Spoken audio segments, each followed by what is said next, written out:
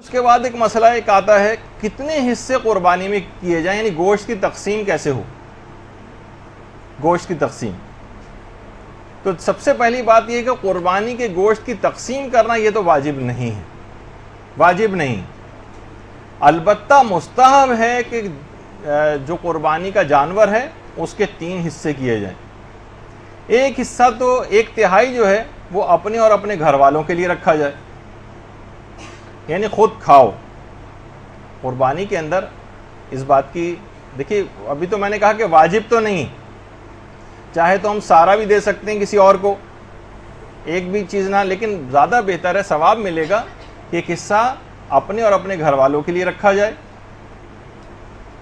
اور اس میں سے خود بھی کھائیں۔ اور حج کی قربانی کا بھی ایک مسئلہ مرحوم آیت اللہ خوئی کا گزرا ہے کہ چاہے وہ ایک بوٹی کیوں نہ ہو، حاجی جو ہے اپنے جانور قربان کرنے کے بعد ایک بوٹی ضرور کھائے اس میں سے۔ اور خود ہمارے استاد محترم بتاتے ہیں کہ خود کھانے کی تاکید کے اعتبار سے، کیونکہ قرآنی آیات بھی اس سلسلے میں آئی ہیں کہ 70s میں یا 68 یا 70s کے اراؤنڈ میں مرحوم آیت اللہ خوئی جو تھے،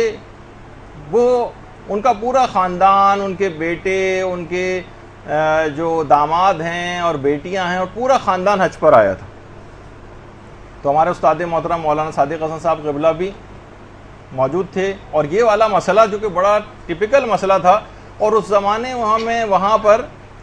حاجی حضرات مینا میں اپنا کھانا وغیرہ بھی خود پکاتے تھے، چولہے وغیرہ لے کے جاتے تھے، لیکن جب سے آتش زدگی کے واقعات ہوئے تھے مینا میں،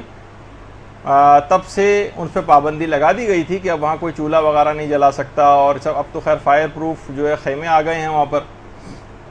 لیکن اس زمانے میں تھا یہ مسئلہ کہ لوگ خود پکا لیتے تھے۔ تو وہ کہنے لگے کہ میں خاص طور پہ چیز دیکھ رہا تھا کہ یہ لوگ کیا کرتے ہیں، کیونکہ یہ مسئلہ ہے بڑا ٹپیکل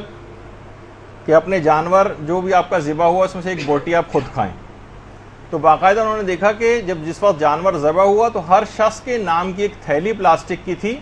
وہ لائی گئی جس پہ اس کا نام لکھا ہوا تھا، اور اس جانور کی ایک بوٹی کاٹ کے اس میں تھیلی میں ڈالی جاتی تھی، اور بعد میں اس کو پکا کے سب نے اس شرعی مسئلے کے اوپر عمل کیا تھا۔ تو بہرحال اس کے بعد بہت سارے مراجع کے کچھ مسائل رجوع والے بھی رہے، اور اب بہرحال یہ ہے کہ اس کی اب ضرورت نہیں پیش آتی ہے، یا جو غریب کا حصہ ہوتا ہے بعض اوقات وہ یہاں پر ہی کسی غریب کی اجازت سے اس کے اندر ایک شرعی مسئلے کا خیال کروا لیا جاتا ہے، تو بہرحال وہ ایک مسئلہ، لیکن اب وہاں پر اس قسم کی کوئی گنجائش نہیں رہی کہ وہاں پہ کوئی پکا کر کھائے۔ تو میں نے یہ بتا رہا تھا کہ ایک حصہ اپنے لیے 1/3 اور اپنے گھر والوں کے لیے، کیونکہ قرآنی حکم کے لحاظ سے بھی ہے، لیکن مسائل فقہ کے تحت تو ہر شخص کو اپنے مرضی کے فتوے کے مطابق رجوع کرنا ہوتا ہے۔ تو بہرحال یہ کہ ہم پورے کا پورا بھی کسی کو دے سکتے ہیں غریبوں کو، لیکن کچھ نہ کچھ خود کھانا اس میں سے، یہ مستحبات میں سے کہ 1/3 خود رکھا جائے۔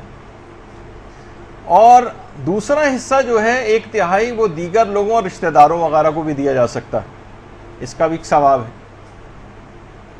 دیگر لوگوں اور رشتہ داروں کو۔ اور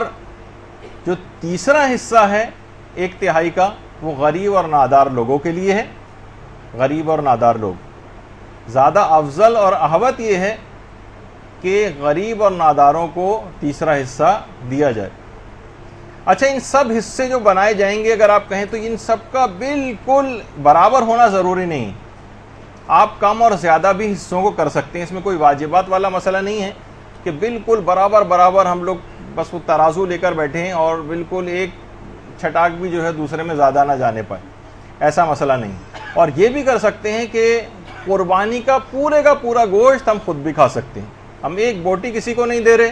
اور سارے کا سارا اپنے ڈیپ فریزر میں ہم نے بھر لیا، اس کی بھی اجازت ہے۔ یعنی کم سے کم دماغ میں یہ نہ رہے، وہ اخلاقیات کے اعتبار سے یا صحت کے اعتبار سے وہ ضرور ہے کہ اپنے